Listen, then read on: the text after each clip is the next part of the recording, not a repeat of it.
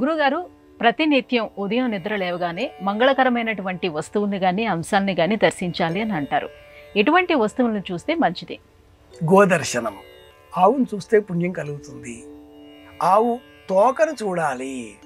పృష్ఠభాగం, గంధపు చెక్క, వెలిగే అగ్నిజ్వాల, సూర్యకాంతి, అలాగే సువాసన ద్రవ్యాలు, పుష్పాలతో కూడుకొని ఉన్నటువంటి మొక్క, కృష్ణ పరమాత్ముడి చిత్రపటం, ఈ ప్రత్యేకంగా దర్శించినట్లయితే శ్రేయస్సు కలుగుతుంది.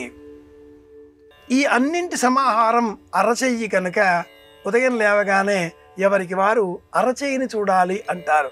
కరాగ్రే వసతే లక్ష్మి, కరమధ్యే సరస్వతి, కరమూలేది పార్వత్యా ప్రభాత కరదర్శనం. ఉదయం లేవగానే చెయ్యి చూడాలి అంటారు. ఈ చెయ్యితో ఎవరినైనా బెదిరించవచ్చు, ఈ చెయ్యితో ఎవరినైనా యాచించవచ్చు, ఈ చెయ్యితో ఎవరికైనా ఏదైనా ఇవ్వవచ్చు. ఈ చేతిలోనే ఎంతకాలం బతికి ఉంటామో చెప్పే రేఖ ఉంటుంది. ఈ చేతిలోనే ఎంత తింటామో చెప్పే రేఖ ఉంటుంది.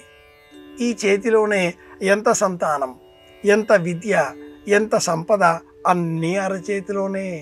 కనుక ఉదయం లేవగానే ఎవరిని చూశానో అనే ఇబ్బంది లేకుండా చేయిని చూసుకోవాలి, ఆనందంగా ఉండాలి.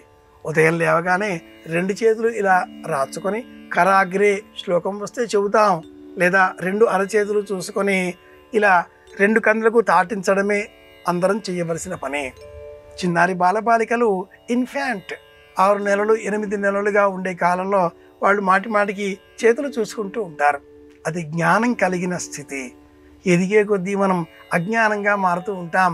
మళ్ళీ జ్ఞానం పొందడం కోసం ఇలా మన ధర్మం వింటూ ఉంటాం. ఇది తెలుసుకోవాల్సిన అంశం.